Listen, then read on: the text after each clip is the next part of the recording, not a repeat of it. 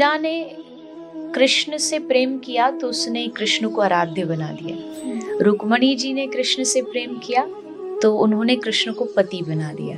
पर राधा का प्रेम इसलिए थोड़ा सा विचित्र है क्योंकि उन्होंने कृष्ण को कृष्ण रहने दिया। उन्होंने उसमें कुछ नहीं बदला।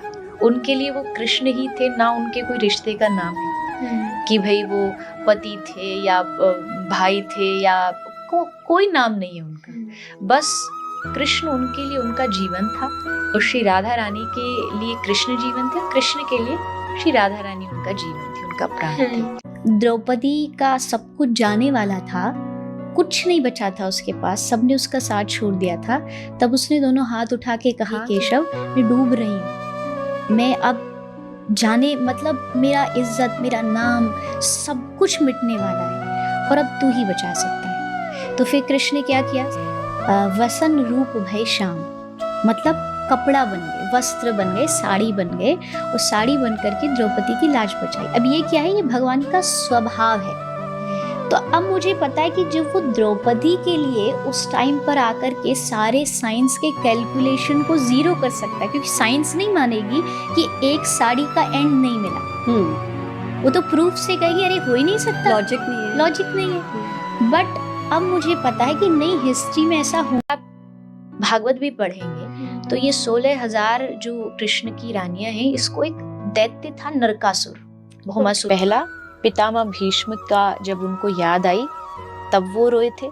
दूसरा जब उनको ब्रज की याद आई तब वो उद्धव जी के सामने रोए थे। और तीसरा जब सुदामा उनसे मिलने आया तब वो रोए थे।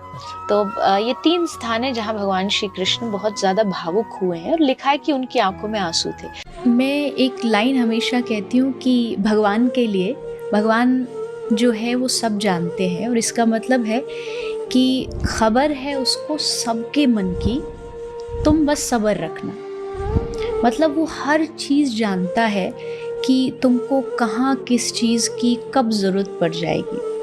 आया कि मैं राधा बन के जाऊं, तो उन्होंने पूरा अपना जो बाहर का जो दिखने का तरीका वो राधा रानी जैसा बना। जाके उन्होंने एक सखी को रोका, क्योंकि सखी जब देखती है राधा आ रही है तो वो हाथ जोड़ के खड़ी हो जाती है। लेकिन आज किसी ने उस तरफ ध्यान नहीं दिया। तो कृष्ण ने सोचा कहीं मेरा कोई मेकअप वगैरह तो खराब नहीं, तो उन्होंने देखा एग्जैक्ट वो राधा रानी जैसे दिख रहे हैं। तो उन्होंने एक सखी को रोक के कहा कि मैं तेरी स्वामिनी, मतलब मैं राधा। तो उसने हंस के वो चली गई आगे। तो लास्ट में कृष्ण ने एक से पूछा कि तुम मानती क्यों नहीं हो कि मैं राधा हूँ?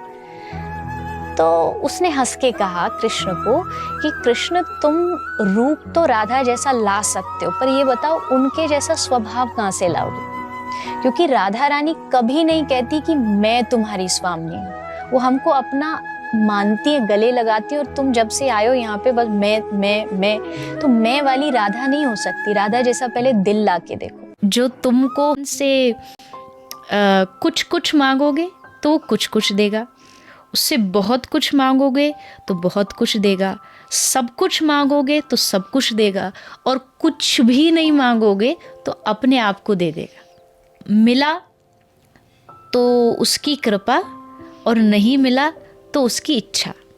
ये मन खींचता है बाहर की ओर, आत्मा खींचती है परमात्मा की ओर। आदमी जब जन्म लेता है श्वासें होती हैं पर नाम नहीं होता, और जब मरता है तो नाम होता है पर सांसें नहीं होती। और दुनिया को खुश करने के चक्कर में मत पड़ो, दुनिया कभी किसी से खुश नहीं होती।